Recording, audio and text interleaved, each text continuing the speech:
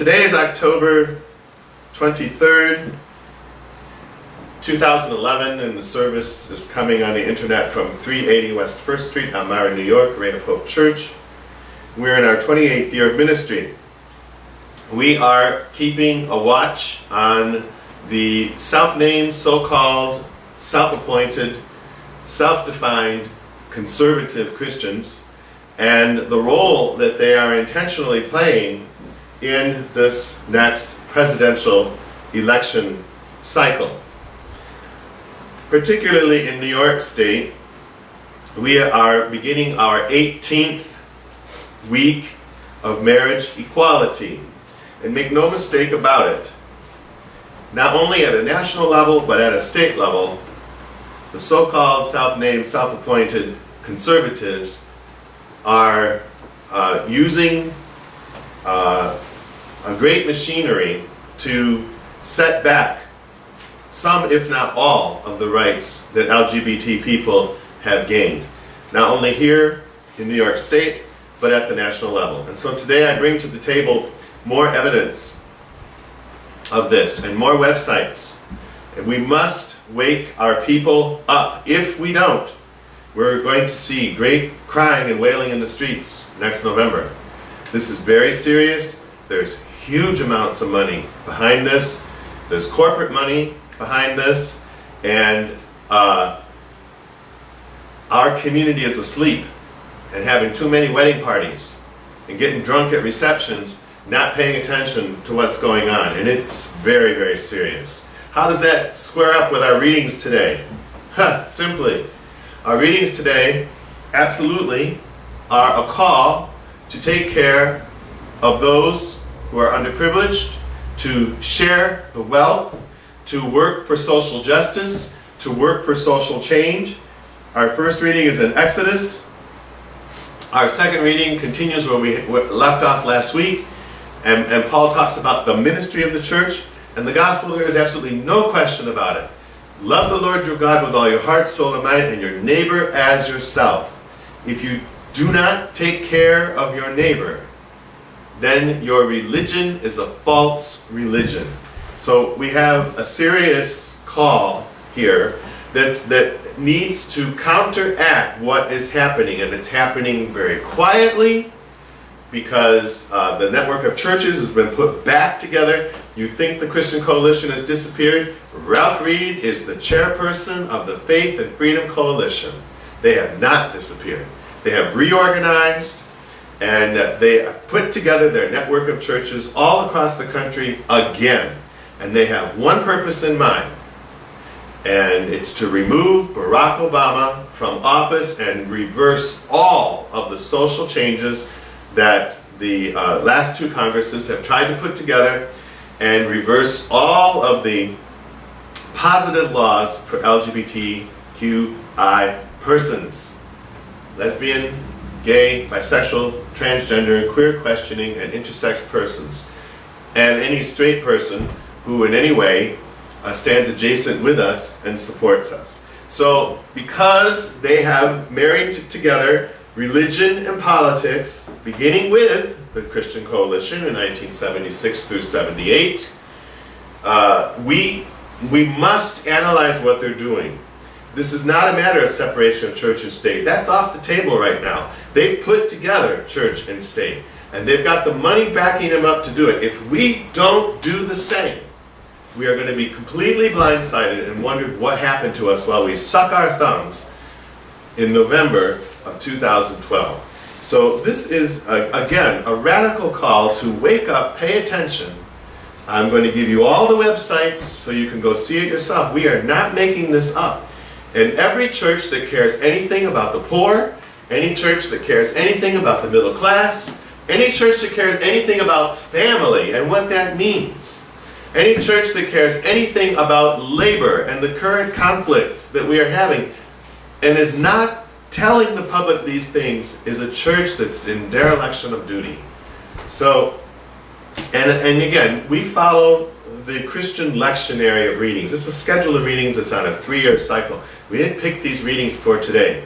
But after you hear these readings, you tell me that these readings aren't aligned with the presentation we have today. Today is October 23rd, and I am trying to find as much information as possible about a report that came out yesterday from the Associated Press. October 22nd, 2011, Des Moines, Iowa.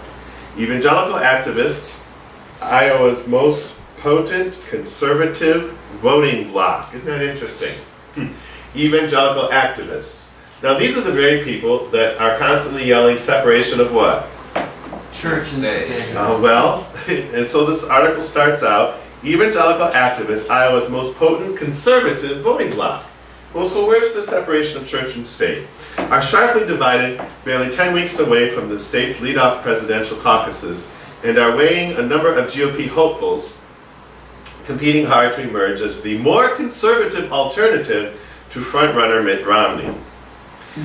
About half dozen GOP contenders sought Saturday to sharpen their Christian conservative credentials,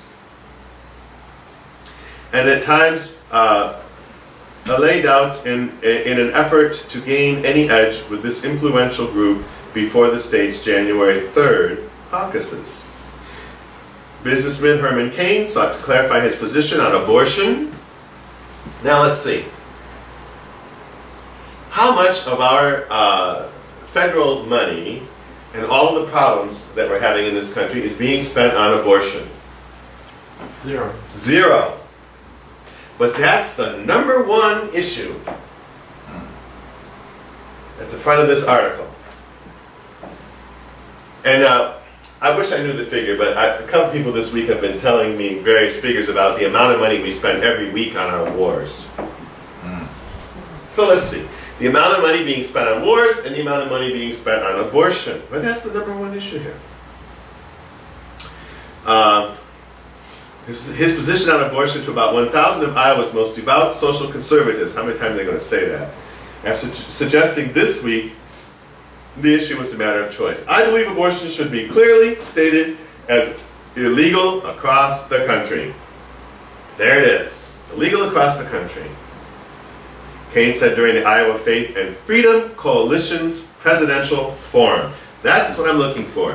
Faith and Freedom Coalition. That's who we're talking about today, folks. And believe me, these people are not some sideline little organization here. Texas Governor Rick Perry first took a veiled jab at Romney, who supported abortion rights, but declared his opposition during his term as Massachusetts governor. Pro-life is not a matter of campaign convenience, said Perry. More on pro-life. This is their second conference this year. They had one in June as well. Bachmann, who won the Iowa GOP straw poll in August with the help of Iowa's politically active network of evangelical pastors. Let's read that again. With the help of Iowa's politically active network of evangelical pastors, proclaimed her support for a constitutional amendment making abortion illegal. I believe that the government must intervene, and I stand for a federal constitutional amendment to protect life from conception to natural death, Bachmann said. Of course, Santorum is going to be right there on that as well. Now, that article focused on the anti-abortion part. What I wanted was the proof that this event took place. So who are these people?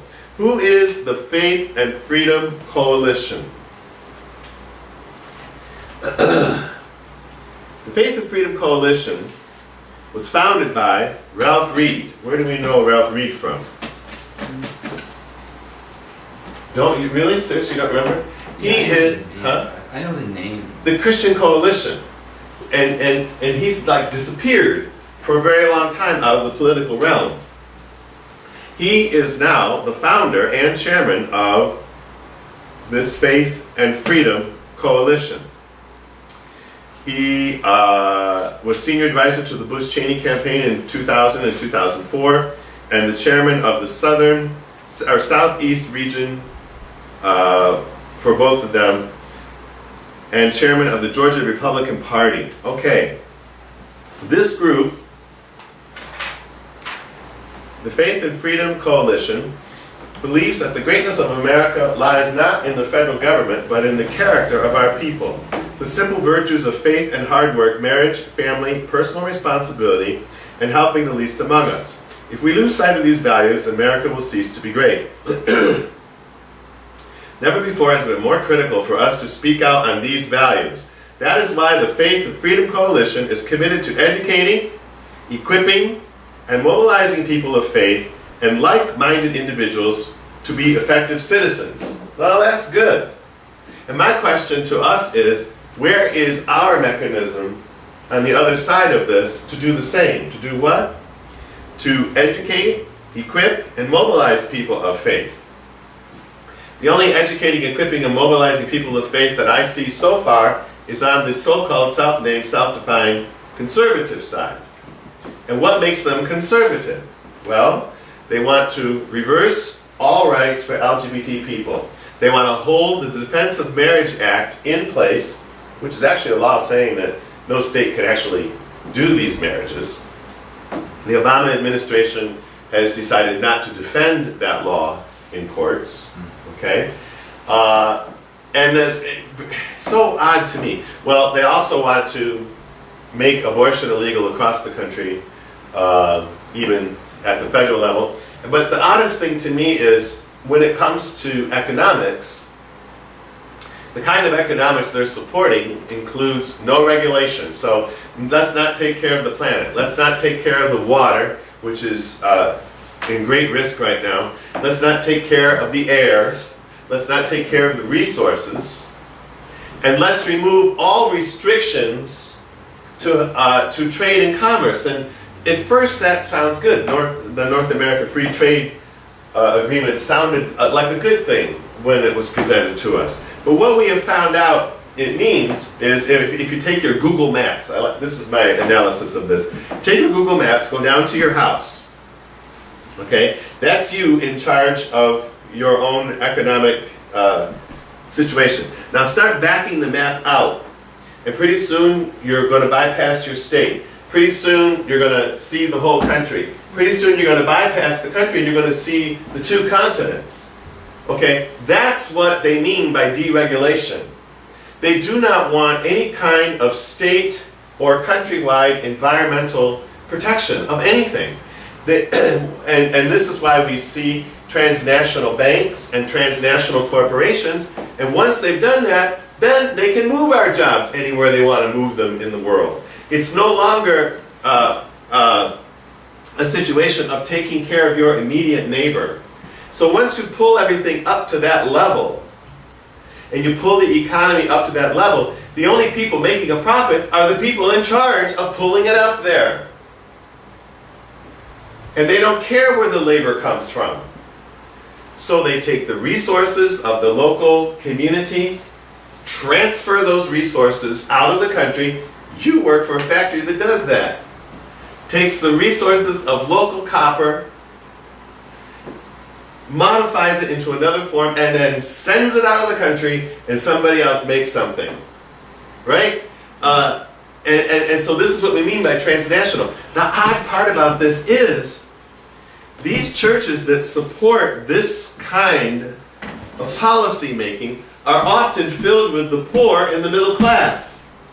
Why do they support it then? But this is the biggest scam I've ever seen in my entire life. Somehow, the multi-transnational wealthy corporatists have convinced the labor force to vote for them under the guise of Christian morals. There's a great cartoon that's over there on the wall. It's been there since, I think, 2004. And it is, there's an elephant, political elephant, you know what that means, holding a sign, okay? And the sign says gay marriage. When behind him is great big words, war. Okay? What these people do is they bring out these social issues at the time of campaigning to rile up the people over certain social issues which are tied to how pastors are presenting those issues at the pulpit. So they get them to vote then for that party, not knowing that what they're also doing is voting away their jobs and any opportunity they're going to have for any kind of prosperity in their lives. Faith and Freedoms Coalition. Here's an article on the same group, because they've had 2 meetings this year so far that I can find. This one was on June 4th. A gathering of religious conservatives drew nearly all of the GOP presidential hopefuls to a single stage. A claim that a South Carolina debate and a well-publicized forum of New Hampshire couldn't make in their recent events. The Faith and Freedom Coalition's 2-day conference proved that the religious right still plays a major role in the nominating process, even if it's less organized than during the Christian Coalition's heyday. There's your direct connection. And economic issues are dominating the early campaign. The gathering was a tryout for candidates hoping to fill the void left by Arkansas Governor Mike Huckabee, the Southern Baptist minister who won in 2008 the Iowa caucus, but is not running this time. Most of the candidates spent more time on money issues than on spiritual matters on the opening day of the conference, but they generally portrayed the federal debt and health care policies as moral crisis. Well, yes. And what caused the debt, the federal debt, really and truly? What really caused it? Wars. War! But that's not what they discussed. Now, war is the moral crisis, don't you think? You shall not kill your what? Neighbor. You should not kill anybody. Yeah. That's the moral crisis, but that does not come up in this article. They paid tribute to religious conservatives who often place abortion, gay marriage, and other social issues ahead of questions such as taxes and spending. There you go. Abortion and gay marriage, folks. Former Utah Governor John Huntsman bypassed a large scrum of journalists, but did give an interview to the Christian Broadcast Network. I do not believe the Republican Party should focus solely on our economic life to the neglect of our human life, he told them.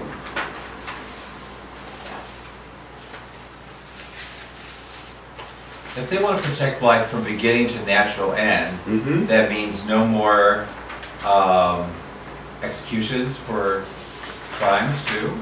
Is that more than implied? Well, we all know that they're very much in favor of capital punishment. So that's not natural end. Yeah. right, exactly. So the other thing in the background to their website is another organization I didn't know about, the Congressional Prayer Caucus. Oh dear. You knew about them? Directly related to this organization, and I attempted to count how many of our congresspersons were involved in it, and between the flipping of the rolling of the website, so I kept getting lost, but it's a very large number of our congresspersons that are there. But and again, I'll give you the website for this. Let me just read you the purpose of this group, and then one particular area that I want you to hear. Purpose. Throughout the more than 200-year history of our nation, prayer has played a vital role in strengthening the fabric of our society. Probably true. Prayer is fine. Prayer when it's for prayer's sake. And what's the real purpose of prayer? Honoring God. Honor God. What's Petition. praise and thanksgiving, and then to ask God for assistance, right? So, you know, in and of itself, but the assistance we should ask for is whose will? God's will. Not impose our will in the form of a petition and expect God to do what we want God to do. That's remaking God in our own image. There's a whole theology out there right now. It's called the name it and claim it theology. That's my question for them. You know, are you telling God what you want, and then you back it up with certain scripture verses, and you back it up with certain quotations of God and say, now you have to do it?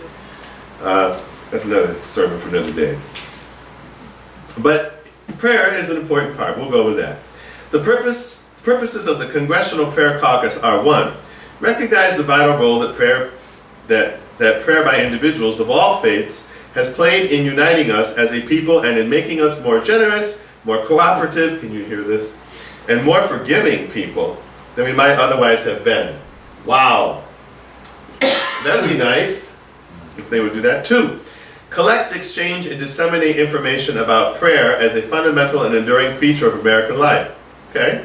3, use the legislative process both through sponsorship of affirmative legislation and through opposition of detrimental legislation to assist the nation and its people in continuing to draw upon and benefit from the essential source of our strength and well-being. What the heck?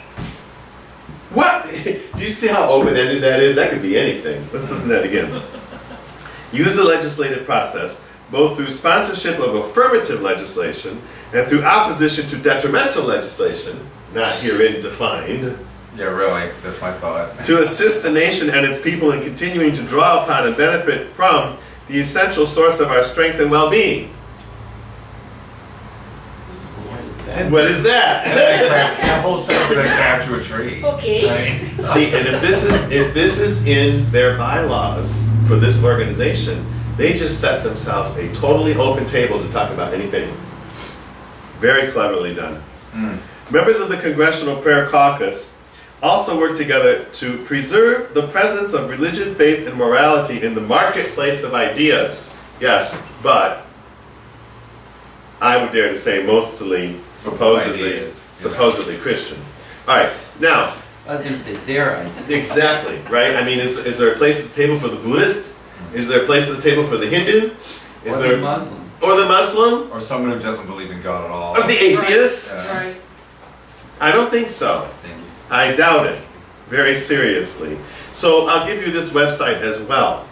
But current issues. Advocating, now understand where we are. Our president has announced the pulling down of our troops out of Iraq. Okay, all of a sudden now we're at great risk in our security, according to the opposition party, that this is a terrible thing to do. He's announced that we're going to start pulling our troops back out of Afghanistan. The funny part about that is, if you listen closely, the Iraqi government said, please leave. Okay, and I'm being nice. Really? That's easy to find on the internet, That's what I've been okay? saying for a long time. We're kind of leaving with a little bit of a whimper. Okay, good.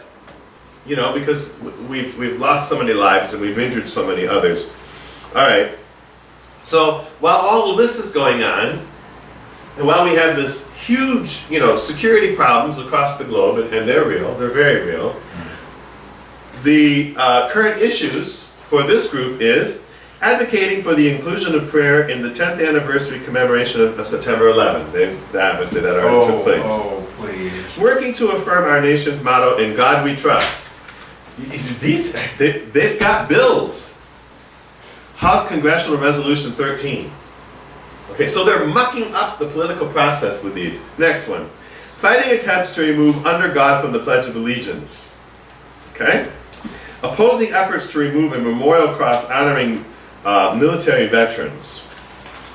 And here's the next one. I'll save the best for last. Affirming America's rich spiritual heritage. Co-chairman of the Congressional Prayer Congress, Congressman Forbes and Congressman McIntyre, reintroduced legislation to recognize our nation's religious history. House Resolution 253. Resolution 253. Working to decrease frivolous lawsuits challenging public expression of religion. Members of the Prayer Caucus are supporting House Resolution 2023, introduced by Congressman Dan Burton, which would ensure that the legal system is not used to extort money from state and local governments through frivolous lawsuits against public expression of religion. Oh. Mhm. So they can change the law, but they don't want to get whacked for it. Supporting the addition of the D-Day prayer to the World War II Memorial. House Resolution 2070. Recognizing the significant impact of the Ten Commandments on America's development. This is amazing. Recognizing the significant impact of the Ten Commandments on America's development. Members of the Prayer Caucus are supporting House Resolution 211, introduced by Congressman Louis Gohmert, which recognizes the significant contribution the Ten Commandments have made in shaping America's principles, institutions, and national character. The bill supports designating the first week of May as 10 Commandments Week. Oh my. But Okay. let me give you the This smells. let me give you the real. OMG. But just when you think it's all frivolous, here's the next one: urging religious freedom protections for service members. The repeal of Don't Ask, Don't Tell policy in the military raised concerns that service members whose consciences or religious beliefs conflicted with homosexual behavior would face discrimination and disapproval. Members of the Prayer Caucus sent a letter to President Obama urging that specific religious freedom and conscience protections be adopted during the implementation of the repeal to formally assure all Americans that our citizens need not leave their faith at home when they volunteer to serve. Well, But they can go kill people and that's okay. but what that's key words for is we want the right to be able to continue to not accept homosexual persons on the basis of their homosexual behavior.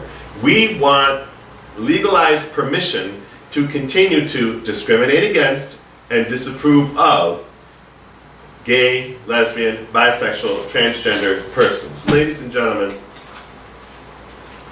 this Faith and Freedom Coalition has snuck their way back into, it's the Christian Coalition, has made their way back onto the stage.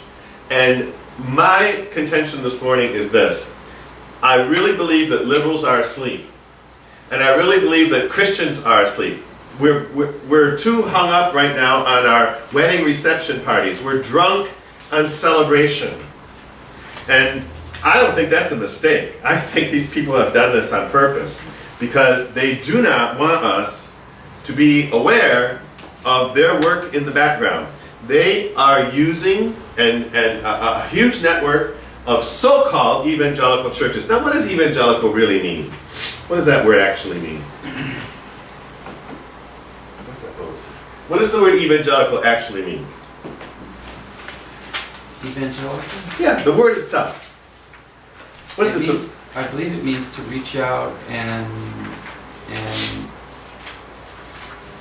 proselytize. Well, euangelion is the Greek word, and it means to proclaim the joy.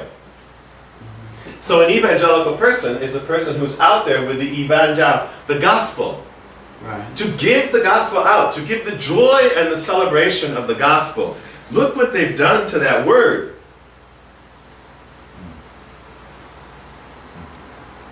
Every single person of faith is an evangelical, folks.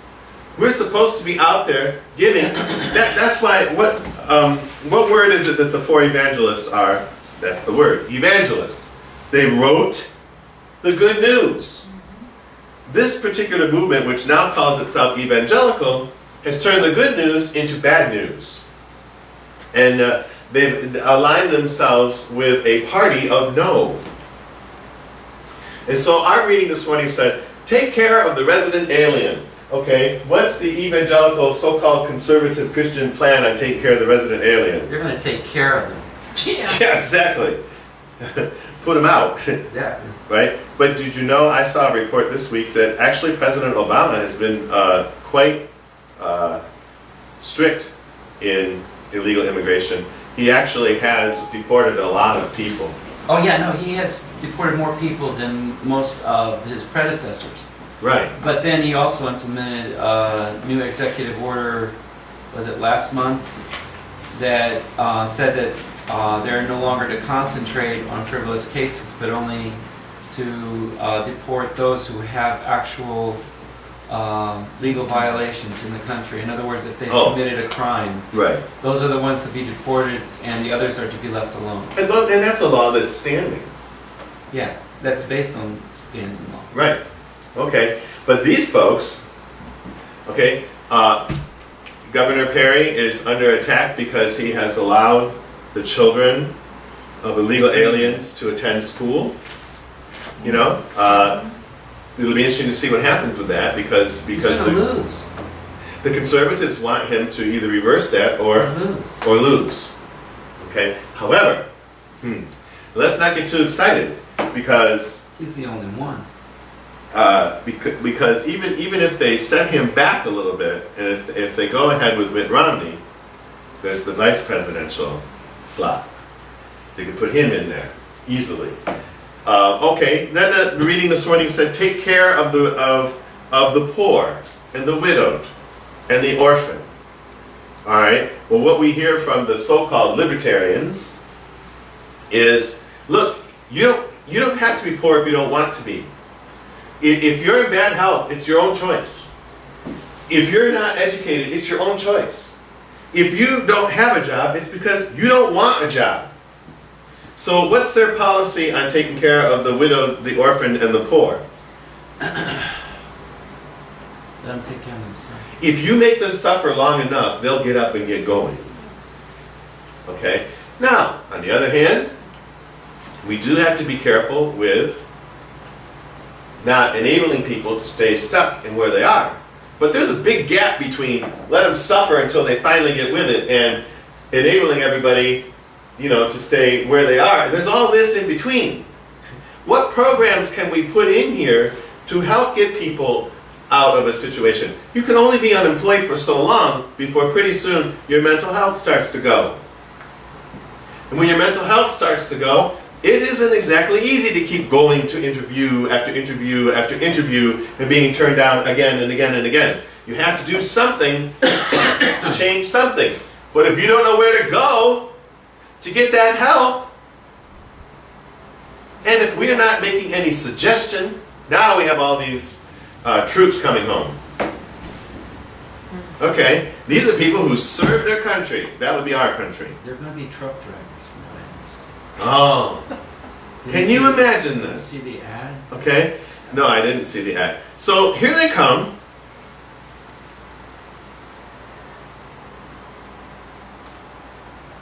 There are some who would like to say, thank you for your service. Our contract with you is over. You're on your own. But see, that's not our contract with them. No. So what's going to happen when these folks come home? Shortly, very shortly. We just add them to the unemployment. When here we are trying to jumpstart with jobs, and like any other company, you have to invest. So the president is asking the Congress to invest, to try to jumpstart some jobs, to try to get things moving, and the so-called self-named, self-determined conservatives are saying what? No. No. How does that support the troops? Doesn't. So you see, what has happened? Has Ray of Hope gone political? No.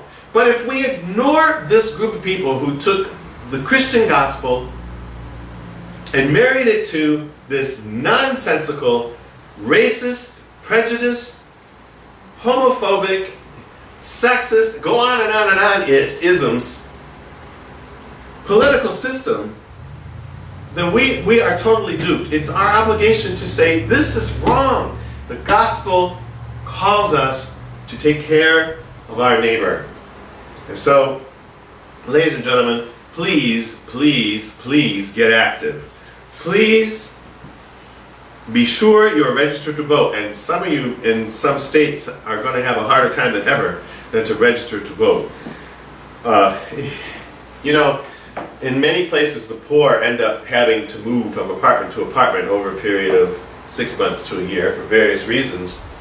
And in some of those places, legislation has been passed by conservatives that says if you move from the day of your registration until the presidential election, you can't vote.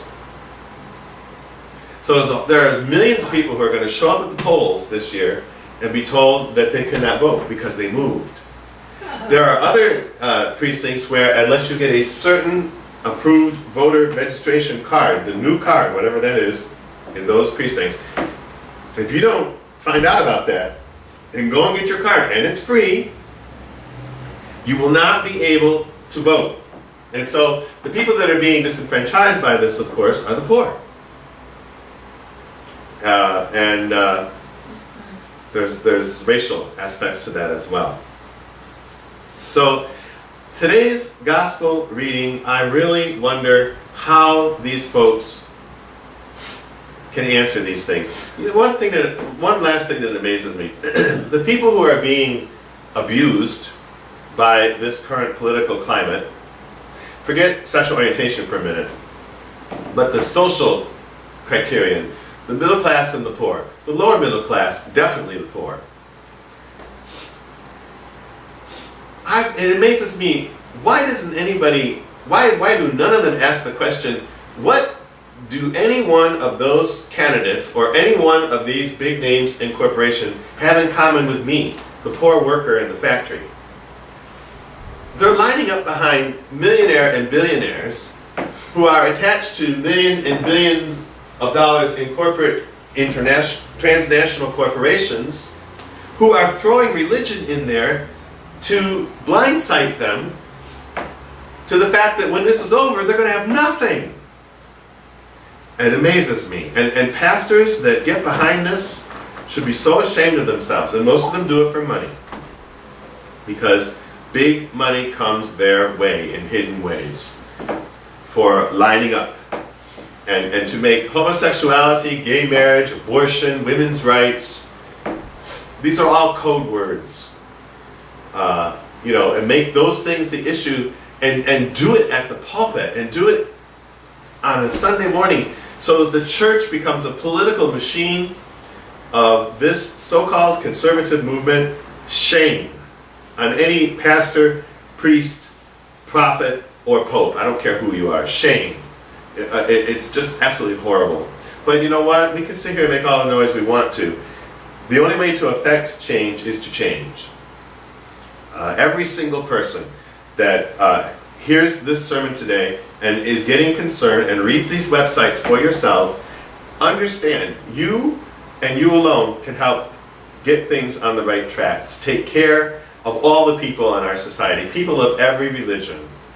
And yes, the conservatives as well. But not to, as our Constitution says, not to identify any particular religion as the religion of this nation and punish everyone else who's not part of it, but to work together and to build a country with liberty and justice for all, absolutely all people. That is consistent with the Holy Scriptures, both the Hebrew and the Christian Testament. So get up, get activated, wake up, and talk to your friends and talk to your neighbors. Please don't wait till last minute, because they are not waiting till last minute. They are motivated, organizing. They have every intention of turning this over into the powerful hands of transnational corporatists and the powerful hands of the so-called self-named, self-identified conservative Christians. Disaster for the rights of all people. So let us really pay attention now and turn our minds and hearts towards God and ask for God's help.